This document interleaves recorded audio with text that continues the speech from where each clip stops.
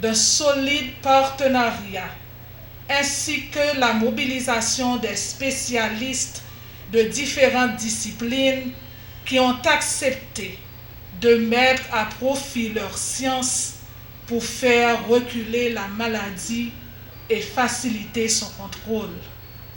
Chers invités, la journée spéciale du 1er décembre représente pour nous tous une excellente opportunité pour renouveler notre engagement à jouer pleinement notre partition afin de parvenir au contrôle et à l'élimination du sida et enfin réduire son impact socio-économique, particulièrement au sein des couches les plus vulnérables de notre population. Nous saluons la présence dans cette salle de la présidente du CCM, la première dame de la République, et celle du Premier ministre qui était là et qui a dû partir. Cette présence physique traduit bien leur intérêt et leur engagement à supporter nos efforts pour endiguer ce fléau. La dotation à l'UCMIT d'un nouveau local appartenant à l'État haïtien est également une preuve de cet engagement. Un grand merci à la Première Dame pour son accompagnement dans l'aboutissement de ce dossier. Tout ceci pour vous rassurer, chers amis PVVIH, que vos problèmes de santé nous tiennent à cœur et nous ne ménagerons pas nos efforts pour vous aider à avoir accès aux soins que nécessite votre maladie. Chers PVVIH, chers accompagnateurs, chers jeunes des deux sexes, chers prestataires, à l'occasion de cette journée, il nous paraît opportun de faire un bilan sommaire de nos activités par rapport au 3,95. Vous en avez entendu parler largement, le DG en a parlé, le directeur de l'UCMIT aussi en a parlé. En termes de dépistage, selon nos dernières estimations, il y aurait environ 160 000 personnes infectées. De ces 160 000, 137 313 connaîtraient leur statut, ce qui peut être traduit par un taux de 89%, voisin de 90%.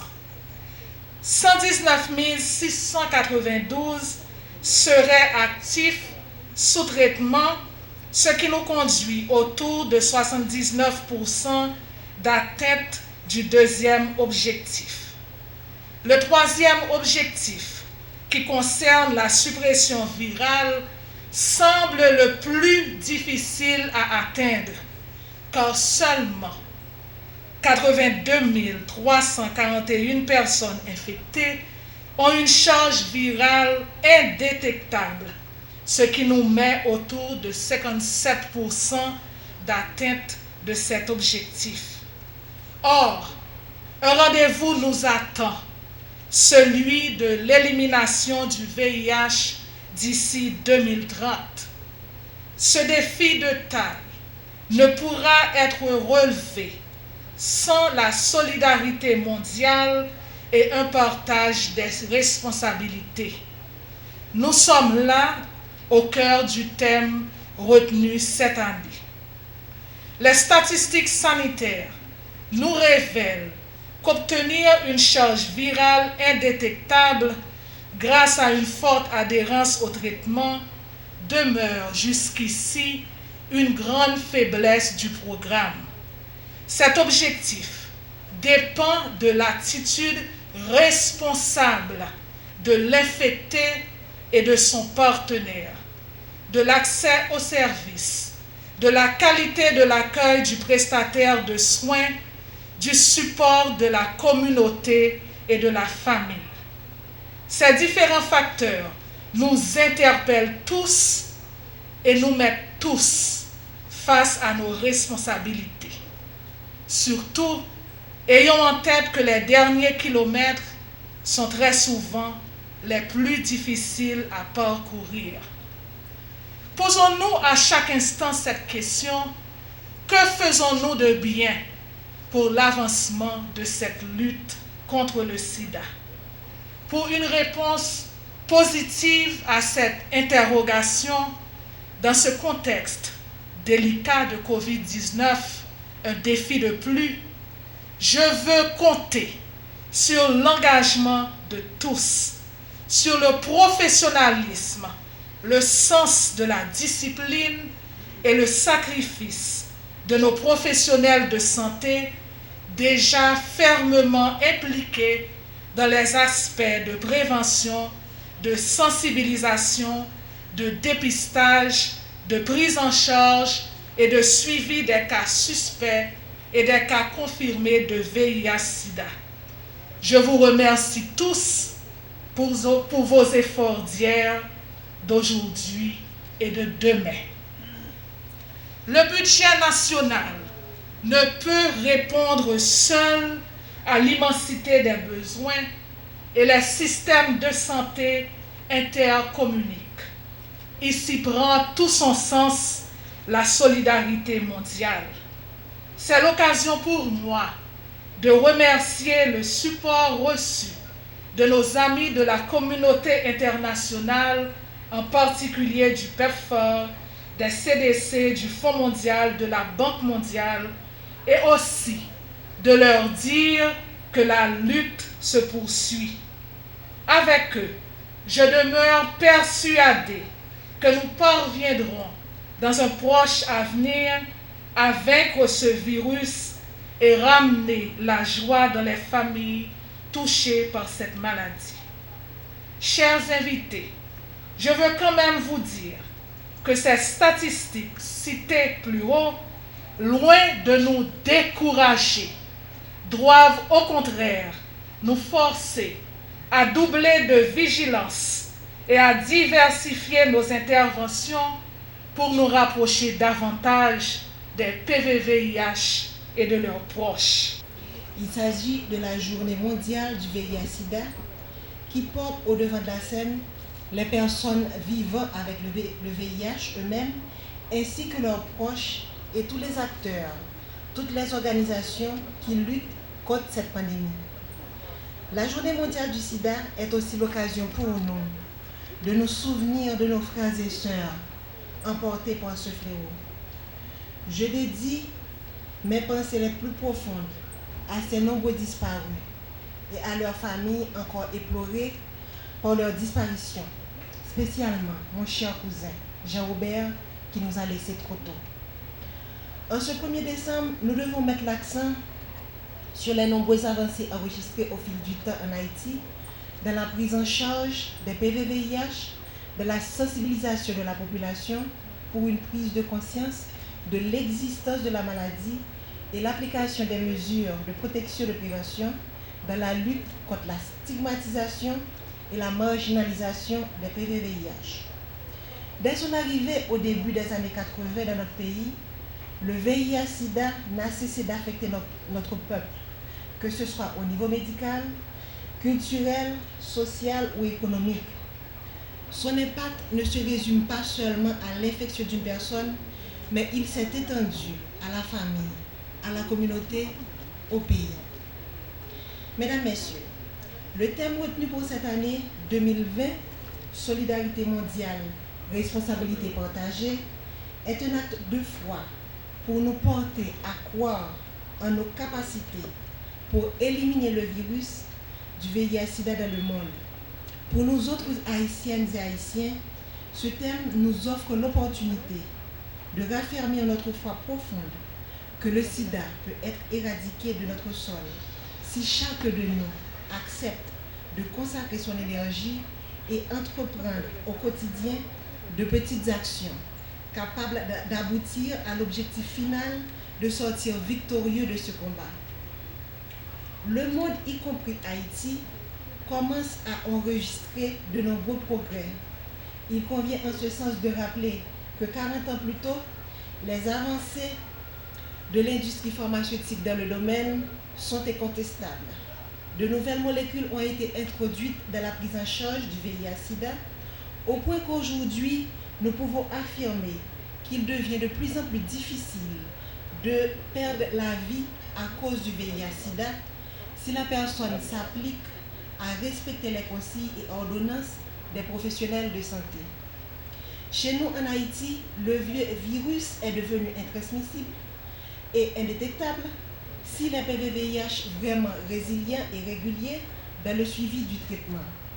La prévalence de la maladie s'est stabilisée à 2% ces dernières années et il n'est pas question pour nous de perdre ces acquis.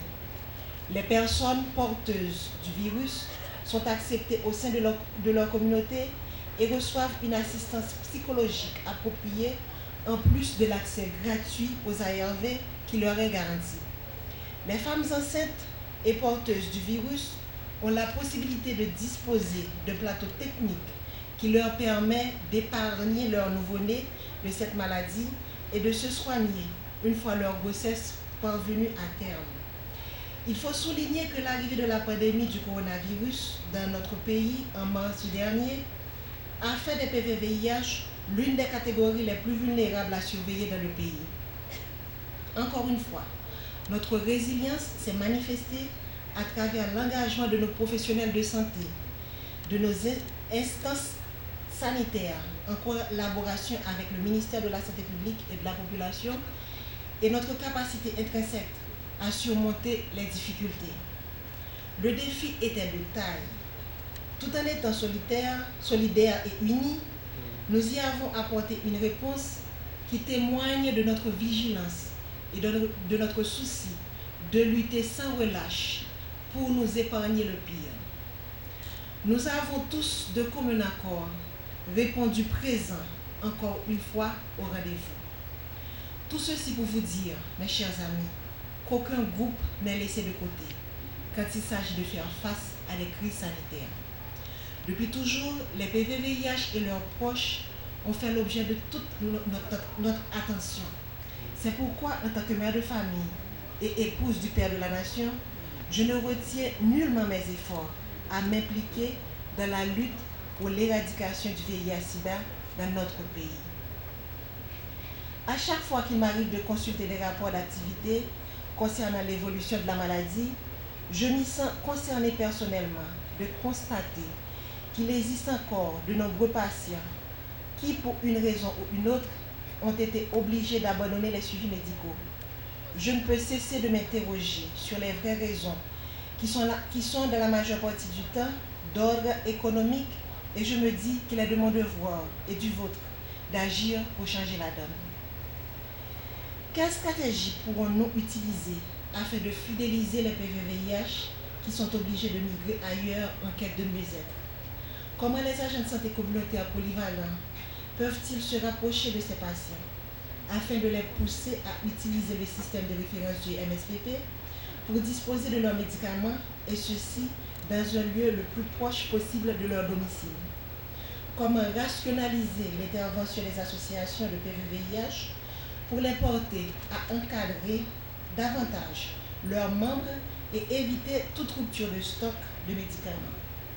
Comment pouvons-nous avoir recours aux leaders communautaires et pères éducateurs afin d'aboutir à un meilleur engagement des patients, un meilleur accompagnement, des patients?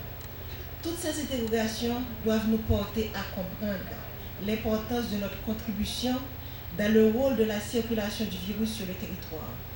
Ensemble, nous pouvons réduire et voire éliminer l'ensemble des barrières culturelles, sociales et économiques qui nous éloignent de cet objectif de parvenir à suivre réellement l'évolution de la maladie parmi les plus vulnérables. Mesdames et messieurs, je ne voudrais conclure ce matin sans prendre le soin de remercier les nombreux bailleurs et organisations internationales qui se sont joints à nous pour nous aider à combattre cette maladie. Votre expertise et votre support financier depuis des années nous aident à planifier et à atterrir nos stratégies pour aboutir à des résultats concrets sur tout le territoire, en particulier dans les zones les plus reculées, où les femmes, les filles, les enfants sont les plus exposés, les plus vulnérables face à cette pandémie. Je veux dire chapeau au MSPP. Vous n'avez jamais ménagé, ministre, vos efforts pour que nous ayons les résultats que nous avons aujourd'hui. Grâce à votre dynamisme, le pays entrevoit la lueur qui la ramène chaque jour plus près de la fin du tunnel. Merci à l'équipe du CCM Haïti, dont je suis la présidente. Elle organise, cette équipe, à plusieurs reprises, toute une série de séances, de discussions, appelées Dialogue national, avec les membres des représentants du secteur gouvernemental et les organisations de la société civile, comprenant personnellement, principalement les personnes vivant avec la maladie et les populations clés, afin de prendre compte de leurs réalités et leurs recommandations pour mieux adresser la lutte. Cette équipe ne connaît ni jour de congé, ni fin de semaine, ni repos. Cette équipe ne priorise que les résultats. Merci à toutes les organisations, personnellement et particulièrement le Fonds mondial, le CDC, PEPFAR, l'ONU-SIDA, qui s'impliquent dans la lutte contre le VIH-SIDA dans le pays. Je veux attirer votre attention sur le travail exceptionnel que fait la ministre de la Santé publique et de la Population. Et je profite à nouveau pour la remercier, tout spécialement, car elle fait de la lutte contre le VIH-SIDA son cheval de bataille. À travers son programme national de lutte contre le VIH-SIDA, le MSPP a conduit plusieurs ateliers de travail avec les différentes parties prenantes au début de l'année 2020 pour finaliser la demande de subvention soumise au Fonds mondial pour le prochain cycle 2021-2023. Actuellement, des rencontres de préparation et de suivi de la transition se tiennent avec les récipiendaires principaux dans le pays en vue de garantir la continuité des soins en prévenant toute cassure administrative ou technique. Dans un souci de renforcer la solidarité et la responsabilité partagée, nous ne devons pas prétendre de travailler pour le bien d'une personne sans avoir son implication dans l'action qui est menée. Ainsi donc, a vu le jour la Fédération des associations des PVVIH qui vise à mettre à profit les supports venant de tous les acteurs de la lutte pour le bien-être de la population. En fin de compte, nous devons prêter attention à ce que les coûts liés à l'approvisionnement des antirétroviraux, à la prise en charge des Haïtiens vivant avec le VIH pour les 3 prochaines années soient une responsabilité partagée. Aujourd'hui encore, c'est le moment de nous rappeler qu'ensemble, nous pouvons faire des exploits. Ensemble, nous pouvons contrôler cette pandémie. C'est la raison pour laquelle, pour cette édition 2020 de la commémoration de la Journée mondiale du SIDA, je veux orienter mon message d'amour et d'espoir vers les différentes couches de la société qui se sentent préoccupées par la maladie, le VIH-SIDA. De son côté, tout au long de l'année 2020, mon époux, le président Jovenel Moïse, ainsi que mon Premier ministre, le Premier ministre Joseph Jout, ne se sont jamais arrêtés de mobiliser, de motiver, d'empresser le gouvernement au travers du MSPP d'entreprendre des actions qui renforcent le partage des responsabilités des acteurs, d'habitude laissés de côté. Je veux vous dire que toutes les dispositions sont prises du côté du gouvernement, du côté de nos amis, de mon côté, du côté de la communauté internationale, du côté du MSPP, du côté du CCM Haïti et des nombreux acteurs et partenaires nationaux pour que l'accès des soins de qualité et équitable soit offert à quiconque aura besoin d'une assistance particulière, ceci peu importe son appartenance politique ou religieuse ou son orientation sexuelle. Je reste convaincu que nous pouvons avoir une Haïti sans circulation du VIH-SIDA. Pour cela, il nous faut mettre ceux qui souffrent de cette maladie au centre de nos préoccupations. Il nous faut, en plus la prise en charge des PVVIH, continuer avec la sensibilisation de la population pour une meilleure prévention de la maladie et éliminer toutes les formes de discrimination, stigmatisation et marginalisation au sein de notre société, surtout en milieu rural. Il nous faut aussi impliquer davantage dans le support moral les familles affectées par le VIH-Sida. Cette maladie nous concerne tous. À toutes celles et à tous ceux qui vont nous aider et nous aident déjà à transformer ce rêve en réalité, je vous souhaite bon courage et bonne continuité. Mais avant d'aller, moi je voulais partager une petite histoire avec nous. Dans le commencement et discours, je parlé de Jean-Robert. Jean-Robert, c'est cousin, nous, c'est petit deux sœurs. Jean-Robert était avec Luxine, il était fait une petite Fabi. Et puis le Fabi a gagné 3 ans, Fabi mourit. C'est là ça ils rendent compte que tous les deux ils ont sida. Et puis ils étaient joué une infirmière dans le niveau chanson qui était parlé avec eux, qui était encouragé eux, et ils ont décidé de faire parce que ils voulaient faire un petit monde ensemble. Et ils ont décidé de tous les deux prendre médicaments. Et Luxine devient enceinte, Luxine de faire Wolf. Je veux aussi avoir une pensée spéciale pour les nombreuses personnes des deux sexes et de tout âge qui ont été contaminés par ce virus violent tout au cours de cette période. Sans oublier leurs proches et amis qui sont affligés, qui ont été affectés par cette maladie. Ils ont été touchés directement et ceci en plein cœur. Comment ne pas témoigner nos sympathies aux familles qui ont vu partir prématurément certains de leurs membres emportés par le virus du VIH-Sida. Aujourd'hui, nous vivons dans un contexte particulièrement difficile provoqué par la COVID-19.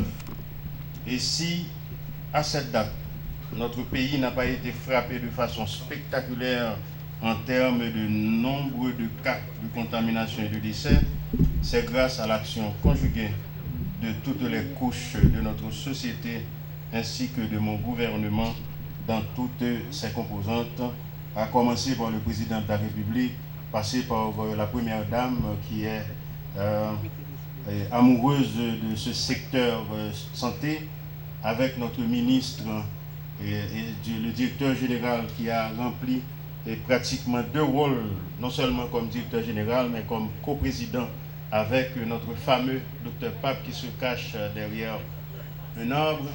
C'est quelqu'un qui n'aime pas se faire voir, mais qui nous a beaucoup accompagnés à côté de tous les secteurs, tous les autres secteurs, que ce soit politique, secteur privé, tout le monde ont mis la main à la pâte pour lutter contre cette pandémie. C'est aussi avec, tout grâce au support inconditionnel, je vais encore répéter, le président de la République, qui des fois se constitue comme agent de santé et pour nous exhorter à porter le masque et à respecter la distanciation sociale. Et la première dame aussi, je viens de la citer tout à l'heure, mais elle n'a jamais ménagé les efforts pour donner les conseils et nous accompagner quand le découragement nous guette. Dans le même temps, mon gouvernement a compris la nécessité de mobiliser les ressources nécessaires pour faire face non seulement au coronavirus, mais également aux grandes maladies qui touchent notre population, dont le VIH-Sida. Nous accordons en effet une place de choix aux solutions pérennes à apporter aux urgences de santé auxquelles notre population fait face. Les PVVIH font partie de cette cohorte de patients qui doivent recevoir régulièrement et gratuitement leurs antirétroviraux au risque de voir leur état de santé se dégrader. Aujourd'hui, je veux leur dire qu'avec le support des Amis d'Haïti et notre farouche volonté de préserver les acquis de ce programme, la contrepartie de ce financement programmé sur le budget 2021 sera garantie par mon gouvernement. Cette cérémonie de commémoration de la Journée mondiale du sida est une excellente opportunité qui m'est offerte pour rappeler au PVVIH et à leurs proches que le président et moi-même sommes à leur côté. Je veux vous assurer qu'à aucun moment de vos maladies et de vos souffrances, vous ne serez laissés seuls face à cette responsabilité de la prise en charge de votre statut sérologique. Je voudrais profiter de cette tribune pour remercier nos partenaires de PEPFAR, du Fonds mondial et des Nations unies, qui n'ont jamais marchandé leur concours pour faire de la lutte contre le sida une réussite dans notre société. Je m'engage à appliquer davantage les autres secteurs du gouvernement afin que la multisectorialité devienne une réalité.